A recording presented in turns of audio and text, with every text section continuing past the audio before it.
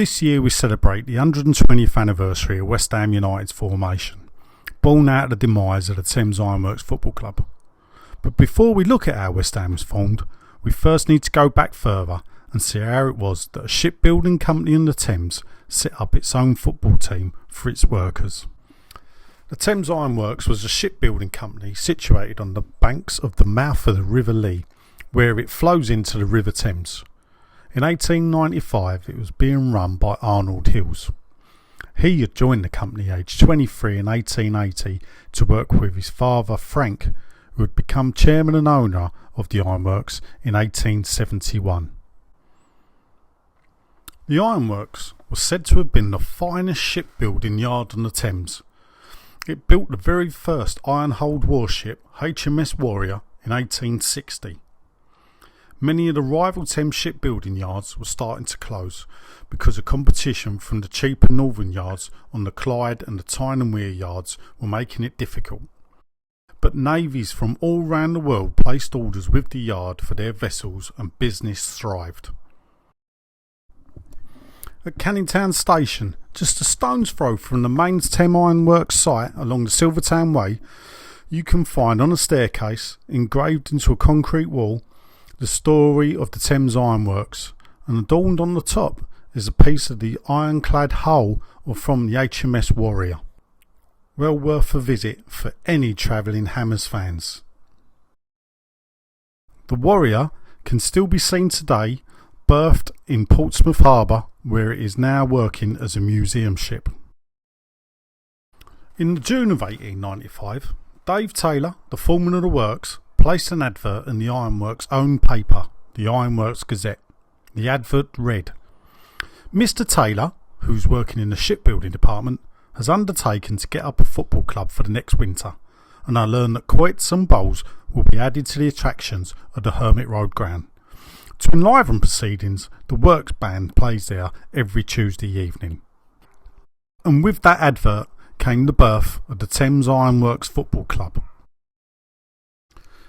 The new club needed a place to play, and just as luck would have it, in Hermit Road a ground was available due to the team that had played there, Old St Luke's, folding. Some of their players came to the Ironworks to play, as well with possibly future manager and club legend Charlie Painter, rumoured to have played for Luke's in his time.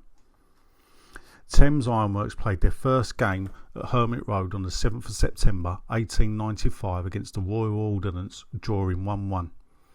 Their last game here was on the 8th of October 1896, where they beat the 1st Scots Guards 1-0. Just later that month they were handed an eviction notice by their landlords. The club had violated their tenancy agreement by charging admission fees and building a perimeter fence and pavilion. No maps locate the exact position of where the ground was, but we know it was at the north end of the Hermit Road, and with the current park being created in 1899 after the ironworks had been evicted, we believe this is the site of the original pitch. The mural on the wall acknowledges the part Hermit Road played in the club's history. Away from the park is the old building of the Marquis of Salisbury pub on Hermit Road. This was used as the changing rooms for the teams that were playing here. The site has now been converted to flats, but the external building remains virtually as it was back in the turn of the century when the ironworks played here. Located at the Hermit and Barking Road junction was Old Trinity School, which is now where the McDonald's is. The caretaker there was Tom Robinson, who coached the ironworks and would also go on to coach for West Ham for many a year. He used the school as a training base for the team, and it said the players were regularly seen running from here up Hermit Road and back again. The club then temporarily located to Browning Road, East Ham, before returning to Canning Town in 1897 to play at the grounds built by the ironworks owner Arnold Hills. Just a short walk north on Hermit Road and you enter Grange Road. Turning left and follow the road, you come across a set of gates that mark the old entrance to the memorial grounds.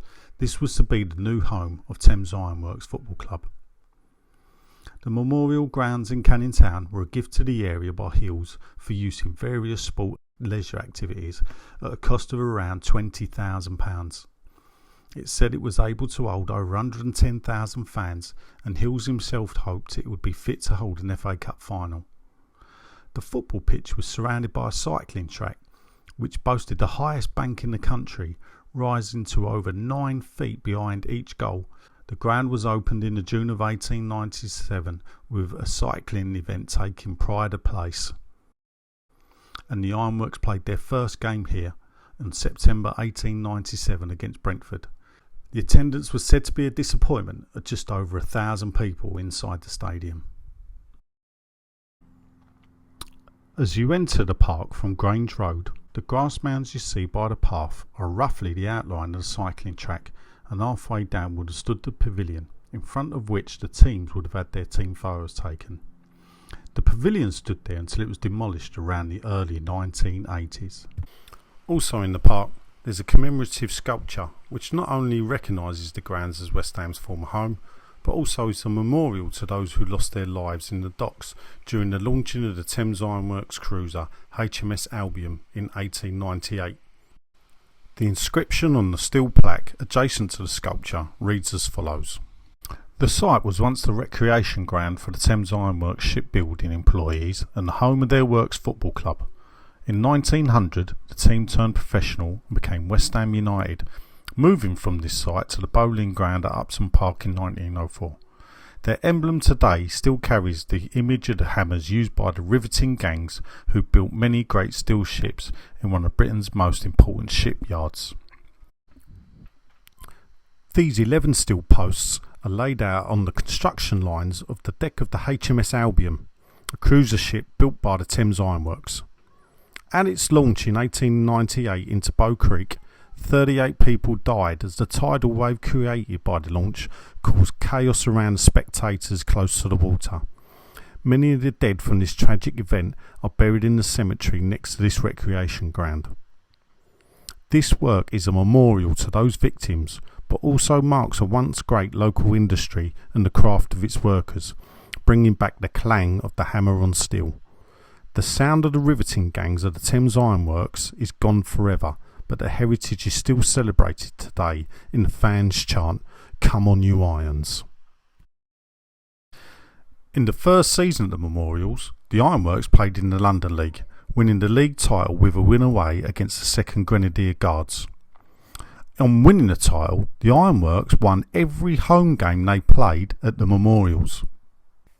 The next season, they moved into the Southern League Division 2. And despite losing at home for the first time against Brighton United in the October of 1898, they won the league title to gain promotion to the top tier of the Southern League.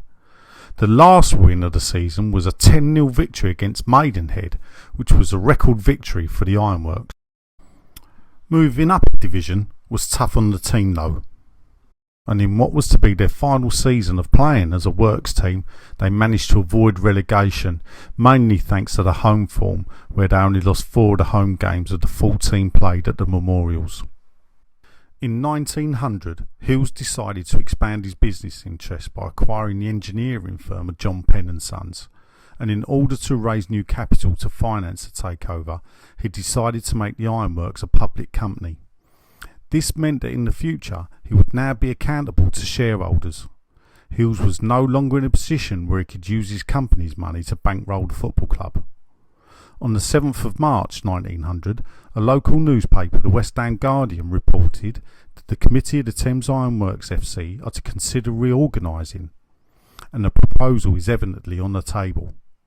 Just a few weeks later it is reported, with regard to next season, a meeting will be called, and the Mayor of West Ham will ask to preside, at which gathering the locals will be asked to take up 500 £1 shares.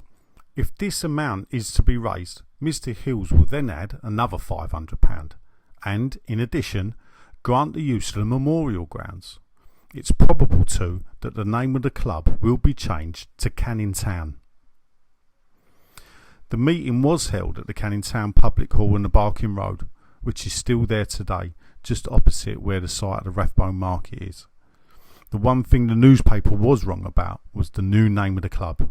The new club was to be called West Ham United.